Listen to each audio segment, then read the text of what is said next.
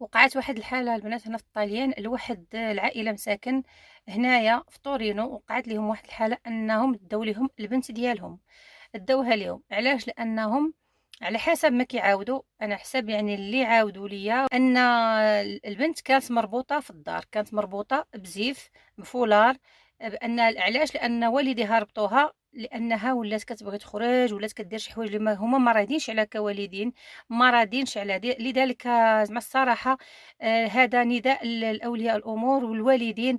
أهم حاجة تكون عندكم، أهم حاجة تكون عندكم هي ولادكم. أهم حاجة هي الأولى، أول حاجة تهتموا بها هي الولاد، هي أنكم تردوا معاهم البال، تعرفوهم مع من كيتلاقاو، مع من كيتصاحبوا.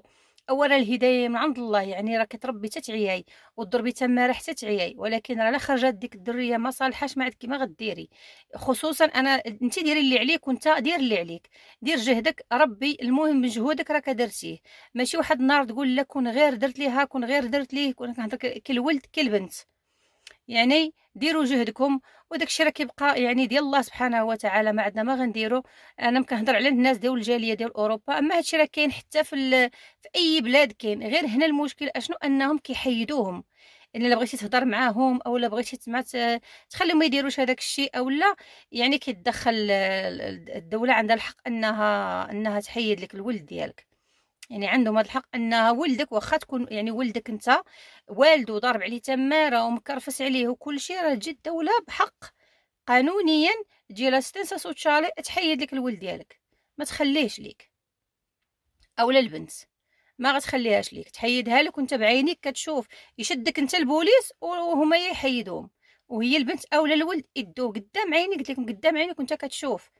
اشنو وقع لهاد الناس؟ هاد الناس شافوا بنتهم ولات كتخرج، ولات كدير شي حوايج عندها غير 14 عام، ولات كدير شي حوايج اللي ما خاصهمش ديرهم بالنسبه لهم هما، يعني ان داك الشيء يعني عيب وحشومه.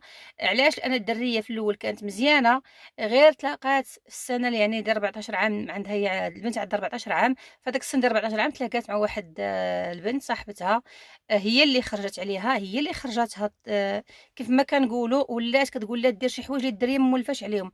والدريه بحال عجبها الحال، الدريه عجبها الحال.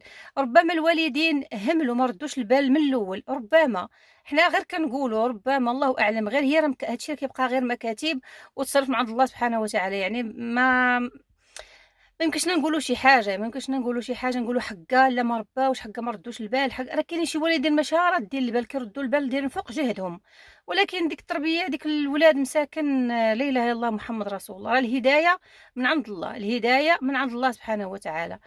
المهم اللي شافوها بحال هكاك، ناض الاب ديالها اربطها، لان البنت وصلت لواحد الحاله انها ولات كتهرس المواعن، ولات كدقدق، ولات باغا تخرج صحه، يعني باغا دير شي حوايج صحه.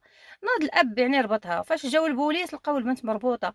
هو مبغاش يحلها لان الصحف بداو كيقولوا حقا كان معنفها، كان ضاربها، كان هو غير ربطها باش ما تخرجش، ربطها فقط. وداك الشيء علاش هما شافوا بحال هكاك، شافوا الدريه مربوطه، هزوها داوها لواحد البلاصه فقط لا غير. المهم الوالدين ردوا بالكم، ما تجوش يعني يعني حتى لاخر لحظه وتفقدوا يعني السيطره ديالكم وتمشيو يعني تبداو ديروا شي حوايج مع الوليدات ديالكم، راه ما غيخلوهمش ليكم، يحيدوهم ليكم نتوما كتشوفوا بعينيكم. لذلك اش غنقول؟ ربي نطلبوا من الله سبحانه وتعالى الله يهديهم. ما غنقولش لكم لا. ردوا البال، طبيعه الحال هذه ما نهضروش عليها، ردوا البال. التليفونات شوفوا راه اخطر ما اخطر حاجه يعني دارت لينا في حياتنا هما التليفونات. اخي بحاجه دارت لينا هي التليفونات، كنا يعرفوا انهم يتصرفوا بهم، ما كيعرفوش يعني اي حاجه كيقدروا يديروها بهذاك التليفون.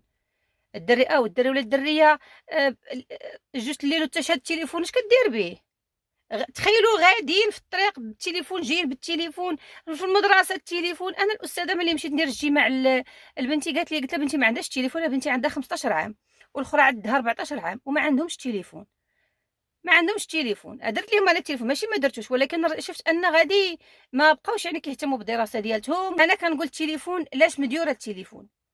نتواصلوا به، كانت شي حاجه ماشي هي ديك نتواصلوا بها، يعني يعرفوا بزاف ديال الحوايج. وليت كنشوف ان داك التليفون كياخذ بزاف ديال الوقت، وانا درته ليهم لانه تطلب منا ماشي تفرض علينا. لان ملي جات الوقت ديال كورونا كان خاصنا ضروري نديرو التليفون، اما انا ما نديروش لهم في ديك الساعه. وحاليا هما دابا ولفوا حياتهم بلا تليفون. راه أخطر يعني خاطر خصوصًا ما يعرفش الدراري ما يعرفوش يتصرفوا به، ما يعرفوش نهائيًا، ما غيعرفوش والله القسم لا ما غيعرفوش. المهم يعني الظاهرة كاينة، كاين اللي كيدخل عندي كيقول لي: "لا ما كايناش هاد الشي وما عندهم ما كاين هاد الهضرة ما كايناش، ما تخلعيش الناس لا كاينة." وأنا كنقول هاد الهضرة للناس اللي ما عارفينش، الناس اللي عارفين راهم عارفين كيفاش كيسيروا أمورهم. الناس اللي ما عارفينش وباقيين جداد راهم كيحيدوا الوليدات مجرد أنهم يشوفوا فيهم غير علامة في لحمهم، راه يعني غير علامة. ردوا بالكم. ردوا بالكم على وليداتكم وعرفوا كيفاش تصرفوا معاهم، عرفوا كيفاش تصرفوا معاهم، هادشي اللي غادا نقول. والله يرد بهاديك العائلة مسكينة لأن عندها سجن ديال الدار، الله يفك أسرهم على خير. والدرية مسكينة راه حتى هي ندمات أشد الندم، هذا ميساج حتى للوليدات، ندمات أشد الندم. ولادكم اللي تشوفوا شي حاجة تزادت عليهم نقولوا كيفاش تزادت عليهم، يعني شتو سبرديلة البنت، شتو جاكيطة، شتو قميجة، شتو تليفون، شي حاجة ما موالفاش كديرها ولا موالفاش كتلبسها، أولا الدري ما موالفش كيلبس ديك الحاجة. نقلّب نقول منين جاتهم، كيفاش تا ولات عندهم، فهمتوا؟ ماشي عطات عليا صاحبتي ولا أيوا.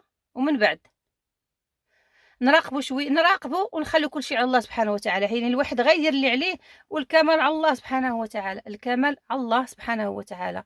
والله يهدي كاع الوليدات يا ربي، والله يقدّرنا حنا كوالدين، الله يقدّرنا، الله يقدّرنا والله يعاوننا عليهم. وواحد الدعوة دائمًا أنا كنقولها: الله يغلّبنا على وليداتنا. الله يغلبنا عليهم يا ربي. أنا بعداكس أنا كنطلبها حيت أنا عندي الوليدات. الله يغلبنا على وليداتنا صراحةً، الله يغلبنا عليهم في الخير، ماشي في شي حاجة، في الخير، بغينا لهم غير الخير.